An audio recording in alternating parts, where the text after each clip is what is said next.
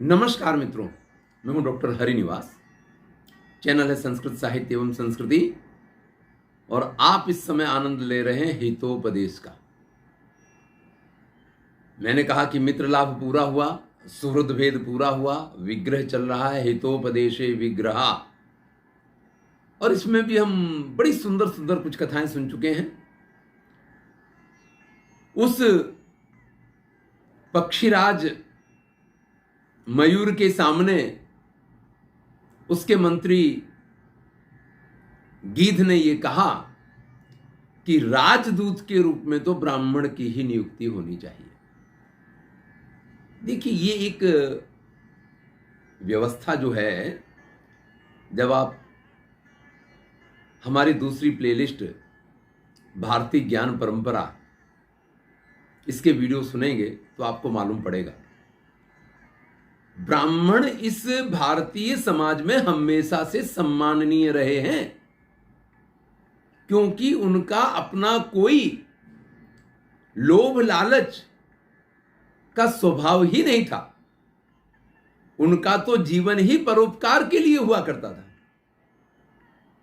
ऐसी स्थिति में जब ब्राह्मण ही दूत के रूप में जाना चाहिए, ये बात मंत्री ने कही, तो राजा तो उनका राजा जो मोर है वो कहता है, ततः शुक एव व्रजतु, फिर तो इस शुक को ही भेजिए।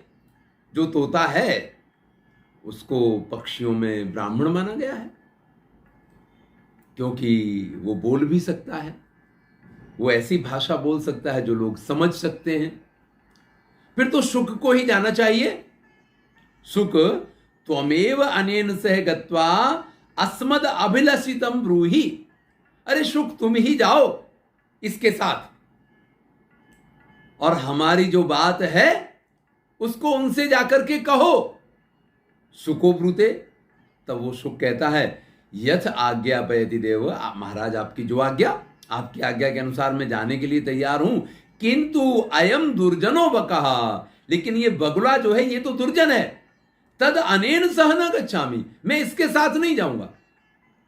देखिए, आपकी आज्ञा शिरोधार्य, मैं वहां कर्पूर द्वीप जाने के लिए तैयार हूं, मैं वहां जाकर के आपका पक्ष भी रखने के लिए तैयार हूं, सारी बात करने के लिए मैं तैयार हूं, लेकिन इसके साथ जाने के लिए मैं तैयार नहीं हूं, क्योंकि ये तो दुर्जन है और दुर्जन के साथ नहीं जाया सकता है।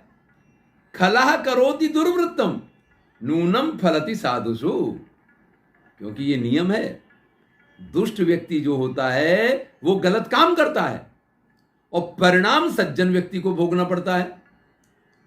दशाननो हरत सीता बंधनम श्यान महोदधे। देखिए, रावण ने सीता का अपहरण किया और बांधा गया समुद्र को, पुल समुद्र के ऊपर बांधा गया, यानी बंधना पड़ा समुद्र को। समुद्र ने क्या पाप किया था? पाप तो रावण ने किया था। सीता का हरण किया रावण ने और बंधना पड़ा बेचारे समुद्र को।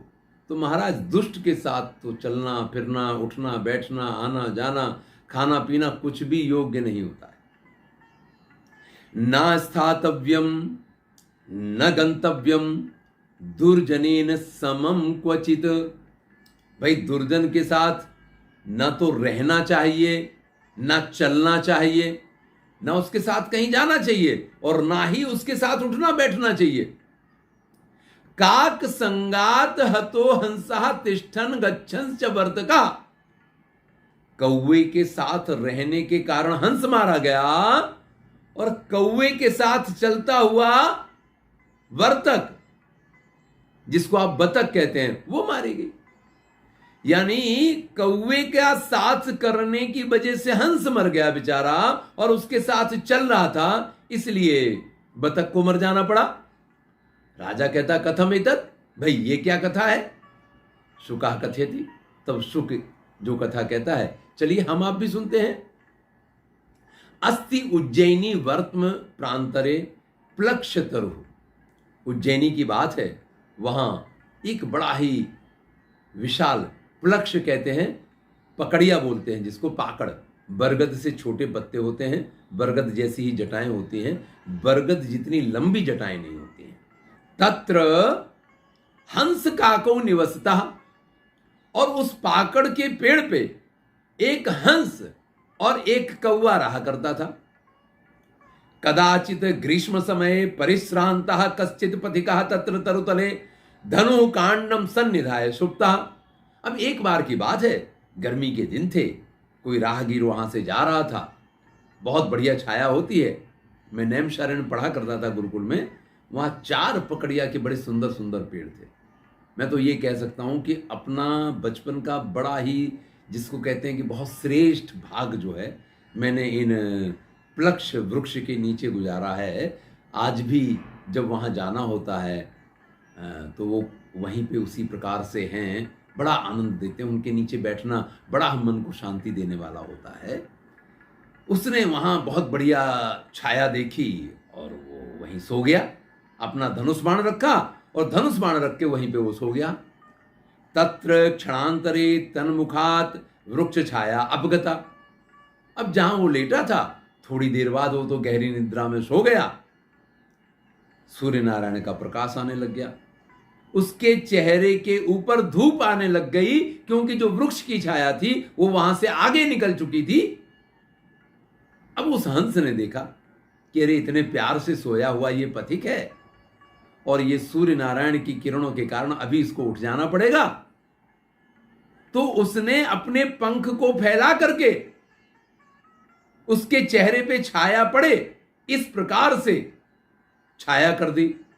तत्र क्षणांतरे तन्मुखात वृक्ष छाया अपगता। जब थोड़ी देर में उसके मुख के ऊपर से उस वृक्ष की छाया चली गई, ततः सूर्य तेजसा तन्मुखम व्याप्तम अवलोक्य। अब उसके चेहरे पे सूर्य की किरणें पड़ते हुए देख करके तद वृक्ष स्थितेन हंसेन कृपया पक्षो प्रसार्य पुनस्तन्मुखे छाया कृता।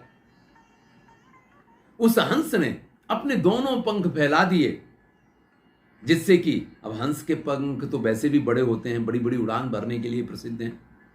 तो अपने दोनों पंखों को फैला करके और उसके मुख के ऊपर उसने छाया कर दी। ततो निर्भर निद्रा सुखिना तेन मुख व्यादानम कृतम। अब जब और अच्छी छाया उसको मिली तो वो यात्री जो है गाढ़ निद्रा में सो गया। और जब प्रगाढ़ निद्रा में व्यक्ति होता है तो उसको कुछ अंदाज नहीं मिलता है, ऐसे में उसका मुंह जो है खुल गया। अथ पर सुखम असहिष्णु स्वभावात दौर्जन्येन स काकस्तस्य मुखे पूरी सोच सरगम कृत्वा पलायिता। देखिए, स्वभाव से ही कुछ लोग ऐसे होते हैं जिनसे दूसरों का सुख देखा नहीं जाता है। और वो दुष्ट जो हंस के साथ रहने वाला कौवा था वो ऐसा ही था, पर सुखम असहिष्णु, जिससे दूसरे का सुख देखा नहीं जाता।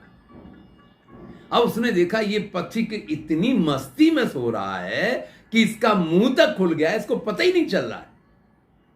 उसने उसके मुंह में चरक कर दी, उसके मुंह के अंदर विष्टा कर देता है ऊपर से ही। अब जब वो उसके मुंह में गया तो जग गया। ततो यावद असौ पांथ उत्थाय ऊर्ध्वम निरीक्षते तावत तेनावलोकितो हंसः कांडेन हतो। अब उसकी आंख खुल गई, उस पथिक ने ऊपर नजर उठा करके देखा तो कौवा तो कहीं नहीं था, वो तो अपना काम करके वहां से निकल लिया। उसके मुख पर छाया करने वाला वो हंस अभी तक वहीं बैठा हुआ था। जैसे ही उसने देखा तो उसको लगा इस हंस ने ही मेरे मुंह के अंदर ये चरक की है। इसलिए अत्यंत क्रोध में आकर के उस हंस को, वहीं धनुष बाण तो था उसके पास, उसने मार दिया। और इस प्रकार से कौवे के साथ होने के कारण हंस को मर जाना पड़ा। तो भैया दुष्ट लोग जो है ना, वो दुष्टता के कार्य करते हैं, और सज्जन लोग जो होते हैं उनको उनका फल भोगना पड़ता है। इसलिए महाराज, मैं इसके साथ नहीं जाऊंगा, ये बड़ा दुर्जन है, और इसके साथ अगर मैं गया तो मैं चक्कर में पड़ जाऊंगा, मुझे ऐसा कोई शौक नहीं है। चलिए एक कथा और आपको सुना देते हैं। एकदा भगवतो गरुणस्य यात्रा प्रसंगेन सर्वे पक्षिणा समुद्र तीरम गता। एक बार की बात है, भगवान गरुण के यहां कोई कार्यक्रम था, और उस यात्रा के प्रसंग में सभी पक्षी समुद्र की तरफ जा रहे थे। ततः काकेन सह वर्तकस चलिता, तब कौवा चल रहा था और उसी कौवे के साथ साथ एक वर्तक, इसको आप बतख भी कह सकते हैं, वैसे तीतर जो बोला जाता है, बटेर बोलते हैं हिंदी में, वो पक्षी उस कौवे के साथ साथ चल के चला जा रहा था। अब पक्षी तो पैरों से तो कम चलते हैं, वो तो हवा में उड़ते ज्यादा हैं। अथ गोपालस्य गच्छतो दधि भांडाद वारम वारम तेन काकेन दधि खाद्यते। वहीं एक गाय चराने वाला ग्वाल, जिसने अपने सिर पे दही की मटकी रखी हुई थी, उसको लेकर के वो जा रहा था। वो कौवा बार बार उसमें से दही खा रहा था। ततो यावत असौ दधि भांडम भूमौ निधाय ऊर्ध्वम अवलोकते तावत तेन काकवर्तको दृष्टो। अब उस ग्वाले को गुस्सा आ गई कि बार बार मेरा दही खराब कर रहा है, तो उसने दही के पात्र को नीचे रखा, क्योंकि सिर पे दही रखा हुआ है तो ऊपर सिर उठा के तो देख नहीं सकते हो, दही की मटकी गिर जाएगी, तो मटकी नीचे रखी। कौवे को अंदाज मिल गया कि मेरा समय आ गया है, तो वो तुरंत वहां से उड़ गया। भाई, जिस चोर ने चोरी की हो, पुलिस को देख करके वो तो खड़ा ही नहीं रहेगा, वो तो भाग जाएगा। तो वो कौवा तो वहां से उड़ गया, लेकिन उसकी नजर पड़ी कि अच्छा, ये बतख है, ये बटेर है जो बार बार मेरे दही को खा रहा है। अब उस बटेर को तो ऐसा था ही नहीं, वो तो कह रहा है मैं तो निरपराधी हूं। तो ततस्तेन खेदिता काका पलायिता, जैसे ही उसने अपना मटका नीचे रखा और मुड़ के देखा, तो कौवा तो वहां से भाग गया। वर्तका, वह जो वर्तक था, स्वभाव निरपराधो मंद गतिस्तेन प्राप्तो व्यापादिता, वो तो भागा नहीं, क्योंकि उसे था मैंने तो कोई चोरी की नहीं, मैं क्यों भागूं। उसने पकड़ लिया और मार दिया। अतो अहम ब्रवीमि न स्थातव्यम न गंतव्यम। इसलिए महाराज मैं कहता हूं कि दुर्जन के साथ न तो रहना चाहिए न जाना चाहिए। ऐसे में मैंने उससे कहा, सुख से भ्राता शुक किम एवं प्रविशी। अरे भैया शुक, आप ऐसा कैसे कह रहे हो? माम प्रति यथा श्रीमद देवा तथा भवान अपि। अरे भाई, मेरे लिए तो जैसे महाराज हैं वैसे आप हैं, आप ऐसी बात मत करो। मैं ऐसा कोई दुर्जन नहीं हूं, मैं ऐसा कोई हैरा गहरा नत्थु खैरा तो नहीं हूं। शुकेनोक्तम अस्त्वेवम, जो है वो है, मैंने जो कहा वो बात सही है। दुर्जनै ही उच्चमानापि सम्मतानि प्रियाण्यपि अकाल कुष्मानि वे भयम संजनयन्ति ही। देखिए, दुर्जन जो बात कहता है ना, वो कितनी भी प्रिय हो, कितनी भी अच्छी लगने वाली हो, लेकिन अकाल पुष्प जैसी होती है। अकाल पुष्प का अर्थ ये होता है कि प्रकृति में कोई बहुत बड़ा परिवर्तन आया है, तो अकाल कुसुम के दर्शन होंगे आपको। अगर प्रकृति स्वाभाविक रूप से चल रही है, तो अकाल पुष्प के दर्शन होने का कोई कारण ही नहीं है। जिस समय पे जो पुष्प होते हैं उस समय पे वही पुष्प होंगे, अगर प्रकृति स्वाभाविक है। अगर प्रकृति में कोई अस्वाभाविक परिवर्तन आ रहा है, तभी अकाल पुष्प दिखाई देते हैं।